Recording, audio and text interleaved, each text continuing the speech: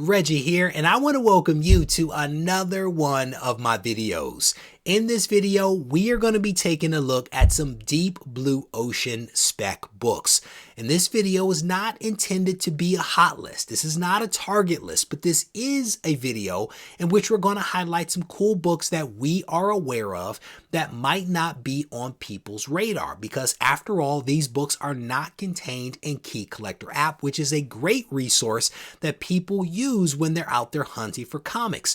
But we're aware of these books, and we want to make you aware of these books in the event that you come across them while you're out there digging through long boxes, or might even have these books in your collection. Over the course of this video, we're going to be talking about the rationale for these books, why we think that they have some potential, but also the values for these comics at present. We're going to be talking about the fair market values. That data is derived from cover price, and part of the reason why we use cover price is that they have values not just for raw comics, but also for graded books as well. With that said, let's get to the list. Before we take a look at the list, I want to take a moment to acknowledge the sponsor of this video, Hip Comic. I also want to encourage you to check them out today. Not just because this is a website that is built for collectors by collectors, not just because they have over 1 million comics for sale on the website, but because they are offering first-time customers a $50 cash back offer on purchases above $100 for the next week. This is huge. Do not miss out on this opportunity to get some cash back from Hip Comic using the link in the description. Book number 1 is Battlestar Galactica, issue number 1, published by Marvel Comics in 1979. Although the adaptation was first released as a comic magazine, Battlestar Galactica issue number 1 is the first comic book appearance of most key characters from the show, including Starbuck, Apollo, Commander Adama, and the Cylons. Demand for these first comic book appearances often surpassed that of the early magazine adapted versions of these characters. And you honestly don't have to look any further than Boba Fett for a recent example of how that plays out. Battlestar Galactica was successfully rebooted by the Sci-Fi Network and was a critical and cult hit again, running for 4 seasons. But this was before the recent expanded universe of the Star Wars on Disney Plus that has changed the landscape of interest, demand, and ultimately the fair market value of comics that are adapted from TV shows and movies. In 2021, it was announced that both a streaming show and also a movie were in development for Battlestar Galactica. And if either one of these things proves to be as popular as they have been in the past, this bodes well for Battlestar Galactica issue number 1. Currently, there are about 1,400 copies of this Bronze Age comic on the CGC census, with roughly 500 of them at a 9.8. Additionally, there is a single CGC 9.9 on the census as well. And I should probably mention that there are Whitman variants of this comic out there. Unfortunately, we don't know whether these are more plentiful or more scarce than the regular comic, but we at least wanted to make you aware that there is another variant out there for you to consider. Cover Price has a current raw sales average for this book of only $2.34 and a CGC 9.8 high sale from last October for $299 for the regular Marvel Comics edition.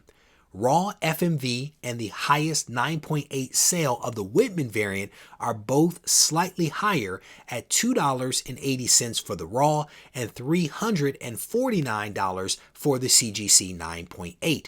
Considering the FMV for this 40-year-old comic with multiple first appearances is roughly half the cost of a new comic, this almost seems like a no-brainer to be on the lookout for. Book number 2 is Game of Thrones issue number 2, published by Dynamite in 2011.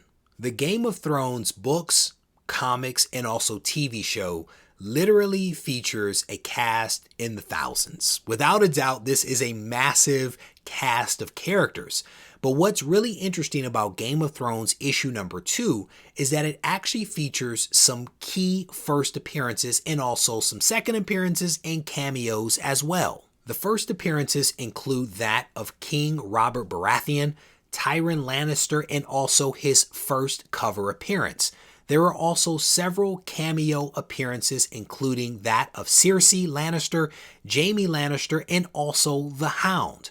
All of these characters are exceedingly important to the series and are beloved by fans of George R.R. Martin's Game of Thrones. While we do not expect to see a return of these characters anytime soon, there are numerous Game of Thrones series in development at HBO Max. And if Star Wars has taught us anything, it's that we should be prepared for the unexpected. We should be prepared for prequels, sequels, spin-offs, and surprise guest appearances that could see some of these characters actually come back to a big screen or to a small screen. So it's important to keep an open mind about some of this. Whether or not we see Peter Dinklage, for example, reprise his iconic role of Tyrion Lannister, this important character's first appearance seems undervalued and also underrecognized, particularly when you consider the relatively low print run of this series. Issue number 2 sold approximately 1,600 copies in North America, according to Comic-Con.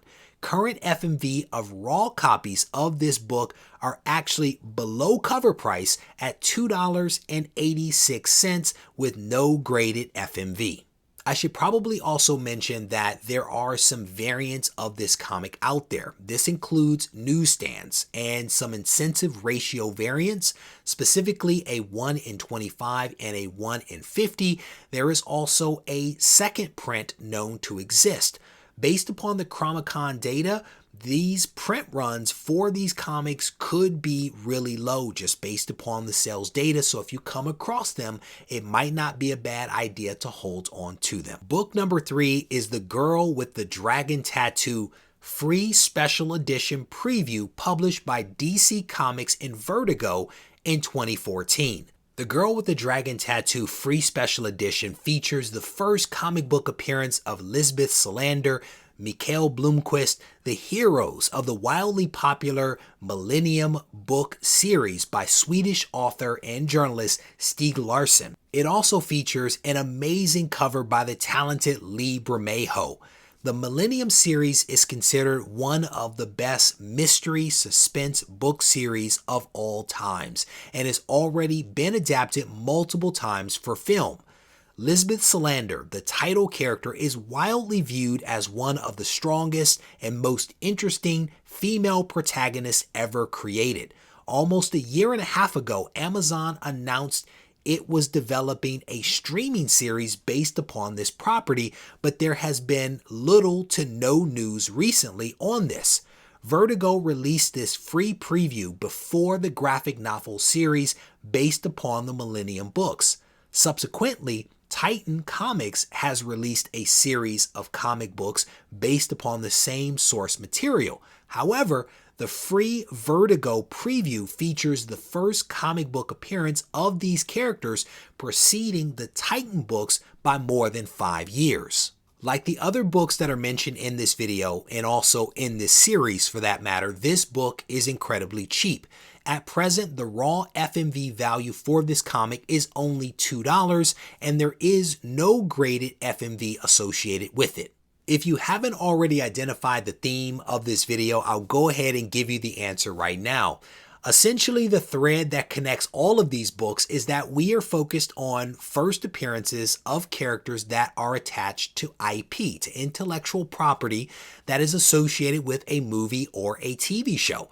And if you think about it, producers are always on the lookout for new source material, and it is not that easy to come up with something that is original. It is somewhat easier to leverage something that was once wildly popular and modify it and change it and then put it out as a new movie, as a new TV show, as a new streaming show. That seems to be the trend. And so if you're able to find some of these comics that are, you know, first appearances of some of these characters that are adapted for movies and TV shows, it seems like a smart way to go. And so that's part of the reason why we wanted to put this video together. So there you have it. That's our list for this month. And I again want to acknowledge the sponsor of this video, Hip Comic, and encourage you to check them out today using the link in the description. As always, I want to thank you all for taking the time to watch this video. I hope that you enjoyed it. And if you did, I certainly want to encourage you to hit the thumbs up button and leave a comment behind.